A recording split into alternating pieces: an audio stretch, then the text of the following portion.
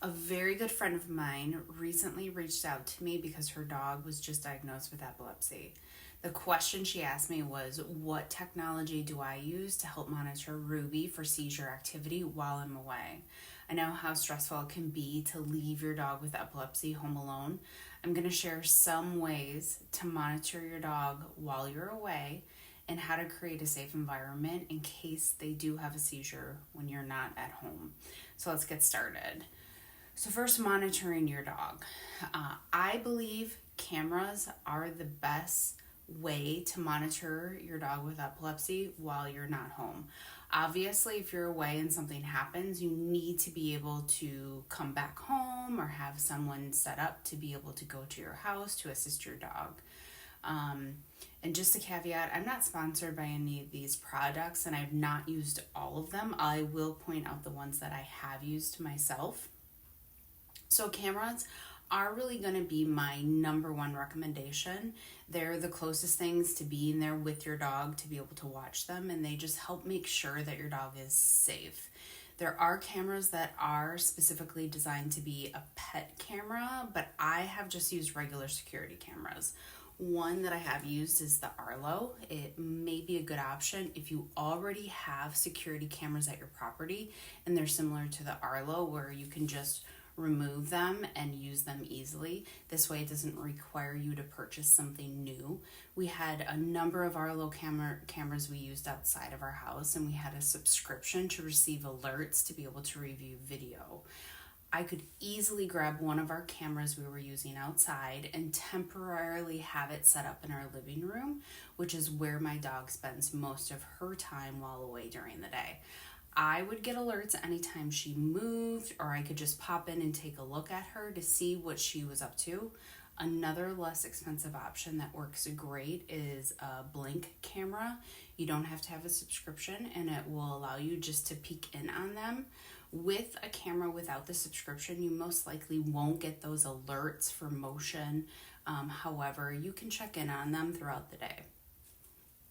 There are pet cameras or specific cameras built for pets that may have streaming. I haven't used any of those, but please do your research when you're looking at these. They can be differences in prices that can be significant. The one that I saw that I thought was interesting was the Furbo 360. This piqued my interest because of that 360 feature. Your dog obviously is going to be moving around while you're gone throughout the day. It also has a feature that allows you to talk to your dog. That's not important to me, or to provide treats. Again, these pet cameras are kind of being sold because they'll let you know if there's some sort of motion, but no, a lot of security cameras give you that feature, as well as that ability to talk to your dog if that's important. There are some health monitoring things that your dog can wear, like on their collar, that could alert you to some sort of unusual movement, but there is no collar at this time or monitor that will alert you specifically for a seizure, that can detect a seizure. So I don't know, those haven't really piqued my interest quite yet. I really think that camera, that ability to see your dog and the ability to confirm that yes, actually a seizure took place, is probably the best bet at this time. But hopefully maybe in the future we'll have some more wearable monitors on their collars that will be able to specifically give us an alert if a seizure did take place. Obviously, you can use other things, like if you have Alexa or Google Home, you can use it where you schedule times where automatically you're going to be coming in and checking your dog. But really, cameras come in handy for monitoring your dog for even other reasons. I've used it when Ruby had to wear a collar because she had a wound that was healing. So they do come in handy for other things other than just if they've had a seizure or not. So that's the number one way that I think you can really watch your dog, is through the camera, just to make sure. It gives you a ton of peace of mind that you can check in on them and make sure that they're okay. The camera is just part of it. So you see that your dog has had a seizure, you have to have a plan in place that then can you get home as fast as possible? If you can't, do you have a family member, friend, neighbor that has the ability to come in and assist your dog? I always have a family member set up that they have the ability to come home if I or my husband is not able to. And then, of course, they have to know what to do when they come home. So making sure that, your family member knows to double check, is there anything unsafe for the dog now that got knocked over? Does your dog need to eat after having a seizure? Making sure there's clean water. And then also making sure your dog gets to go outside. That's usually the sequence of events that I do with Ruby. So having that step-by-step plan for them and what they should do is super helpful for whoever is going to come in after your dog has had a seizure, if you are not the one that's able to do that.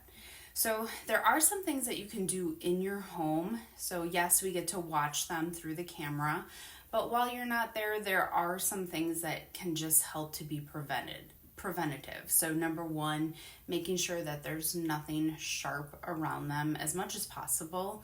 And then that they have a nice soft area. So if they're in a carpeted area or if they're on a hardwood floor, making sure that there are rugs down. I've even gone through in some of the locations of my house where Ruby spends a lot of time, where I've used some of those baby proofing for any edges. So anything that might be sharp that I would be concerned that during a seizure and her banging her head that she might hit. Baby gating any stairs, so you ensure that if you're not there and they have a seizure, they're not going to fall downstairs. If you don't have a baby gate, you can use an extra large Rubbermaid container. I've done that before where I have, Ruby, just wait. Where I have filled it up with books to make it super heavy. I make sure that it's bigger than the actual stair itself. And then, so if she were to push it, it wouldn't fall down the stairs. Making sure you're removing anything if they were to knock into a little table and there's a glass figurine, anything that could fall and possibly break and then create more of a hazard for your dog, especially if someone's not there to help clean that up. Making sure that they have water available for them at all times, and that if they were to knock into that water during a seizure, that you're not, the spill that might create isn't going to create more of an issue for them for slipping. And so having some sort of absorbent rug underneath that. So really leaving your epileptic dog at home when you're not there can be very, very stressful, and I've experienced that for myself. So I hope this has been helpful for you. Don't forget to subscribe and like, and I thank you for learning with me as I continue to learn with Ruby.